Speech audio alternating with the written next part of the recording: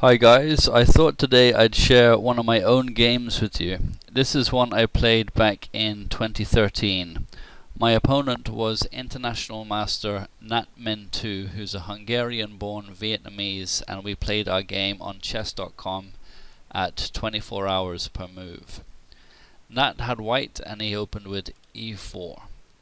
So I played the French, which I was fond of playing in those days, and we went into the advanced variation with e5, and I went into the main line with c5. So c3, knight c6, knight f3, and now queen b6, just the standard idea of applying pressure to d4. And that continued with a3, and white's intention, if permitted, is to play b4 and to resolve this queenside tension one way or another. So I continued with the main line c4, and this control of b3 and a lock on the queen side for later play there is what black plays for in this variation. So knight bd2, and white is now threatening b3 or even b4, so black plays knight a5. Now bishop e2 and bishop e7, which is the first non-book move of the game. So rook b1, and now bishop d7, again just preventing tactically white from playing b3 or b4 because of bishop a4 after the trades on b3. And the engine feels that black has equalized already here. So Nat now castled, and yeah, the position is totally equal. So I played knight h6, and the knight is heading to f5. Nice square. So rook e1, now knight f5, and Nat continued with knight f1, which is indirectly taking control of some kingside squares, and white should be attacking there in the French, and it also has the idea of playing knight g3 to challenge this good knight on f5. So next I played h6, which is countering the control of g5 that white got from the last move, and usually black doesn't want to weaken the king side with moves like this in the French, but my intention was to castle queenside and pawn storm the white king, which is a way that I like to play in some variations of the French. In this variation, the advanced variation, and also in the Winema, it can be fun to play this way. So as I said, I wasn't worried about weakening the king side. So g4, and after h6 having been played, and this is also one of the ideas of the knight retreats, is if I go to h6 he will have bishop h6 as well. So knight h4 is forced now, so knight takes h4, bishop takes h4, and now bishop f4, which is going to challenge this bishop later with bishop g3. So I was happy to play knight b3, which the rearrangement of the white pieces has enabled, because obviously I've played for control of the square, and now I get a reasonably good knight outpost in the white half of the board. So knight continued with bishop g3, and I didn't want to trade because my pawns are all on light squares, so this bishop is, at least in theory, better than the light squared bishop. So bishop e7, and Nat now challenges the outpost with knight d2. And I have the question of how should I defend. I can play bishop a4, but I eventually decided on a5, which is threatening a4 and completely locking up the queen side, so I can get my king in there and then attack at will on the king side. And Nat, of course, doesn't want to allow this, and he exchanged. And I don't want to take with the queen or the pawn and lose this control that I have on the queen side, so bishop a4 is the only way to go. Now f4, bishop takes b3 with tempo, so queen d2, and now I castled. And that continued with the rook f1, which is preparing a later f5, so I played g6 to hinder it, because if he plays it now it'll open the g file against the white king, and I could potentially get some play along that file. So rook f2, and now h5. I'm ready to start opening lines on the king side, and f5 was how Nat responded, which is a curious move because it allows me to win a pawn after h4, which forces bishop f4, and now gf5, gf5, and after rook dg8 check, king h1, e takes f5. And I'm not usually one to grab pawns like this at the expense of overall structure, but the point in this case is that white now must spend a lot of time in getting this pawn back, and this will allow me to set up some other ideas. So bishop f3 is how Nhat continues straight away, which is attacking the d5 pawn, which has now become weak after this capture. So queen e6, and now rook g2. And here I didn't want to trade, and I instead bolstered the d5 pawn with rook d8. Yeah, after rook g2 I played rook d8, and that continued with the bishop g5, and he's obviously happy to trade these bishops given the pawn structure. And here I saw nothing better than to get my b3 bishop better involved in the game. b3 is a nice outpost, but it's not really doing much from there, and the focus of the position has shifted from b3 to d5 and f5 as well, so it's time to reroute this bishop before white has time to organize an attack and win the pawn back, after which he'll have a nice position. So bishop a4, and Nhat traded the bishops, and then he played rook bg1, so he takes over the g file, and he certainly has full compensation for the pawn in this position.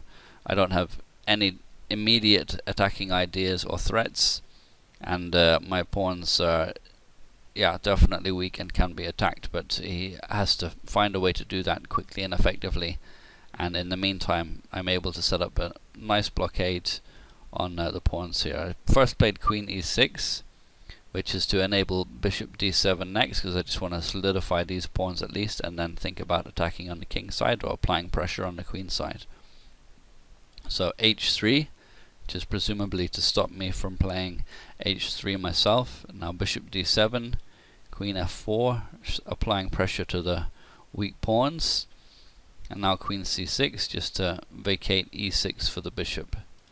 So bishop d1, and now queen b6, which applies pressure to b2 and stops white from playing things like rook g7 or bishop c2 to add pressure to f5.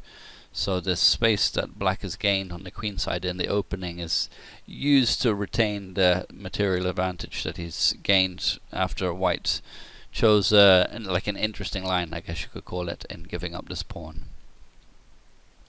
So king h2, and now bishop e6, and I've got the setup I wanted, which is protecting the extra pawn and preventing any e6 pawn sack ideas that white might like to play later to open up lines and bring the position to life. But the question remains for black is how to proceed. What kind of plan can you have here for the middle game? White's got clear control of the only open file. I'm up a pawn, but you know, how am I meant to continue? So queen d2, and now queen b5, just stopping bishop a4, which might have been annoying at the right moment. So queen c1, and now rook df8, and my idea is simply to play f6 when it's safe to do so, and you know, this is my only lever in the whole position, so I don't really see how there's anything else to play for. So queen g5, and Nhat prevents this f6 push right away, as he should. So queen d7, just overprotecting the weak pawns and waiting for the right moment to play f6. So queen f4, now queen b5, back to applying pressure to b2 to tie down this rook to the defense of the pawn and prevent bishop c2, so prophylaxis. And now rook f2, just increasing the pressure on f5. Now king b8, so I just took the time to get my king well out of the way before doing anything else. So rook g5, and this is to support bishop h5 and threaten queen takes h4. So white is starting to get play against these weak pawns, and I have to find the right moment to strike back. So I played king a7 just to get my king completely out of harm's way before taking further action. Obviously I can't play f6 with my king on b8, because e takes f6 will be checked from the queen. So bishop h5, and now it's time to break with f6, and this pretty much forces e takes f6, so rook takes f6, and now white gets this really nice central square for the queen with tempo because the rook's attacked.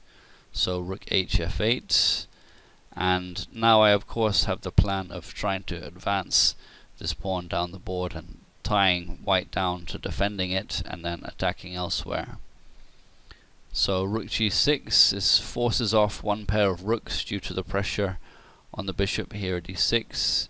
So rook takes g6, bishop takes g6, and now I have to defend the bishop from the queen. So I played queen c6, and this is actually a small mistake. Queen d7 was a better all-round move, but in the end it didn't matter because rook f4 is what Nhat played next, and this was a really surprising blunder from my opponent, and now black is winning. And it's important to note that black can't play bishop takes f5 due to queen c8 exploiting the pin on the bishop.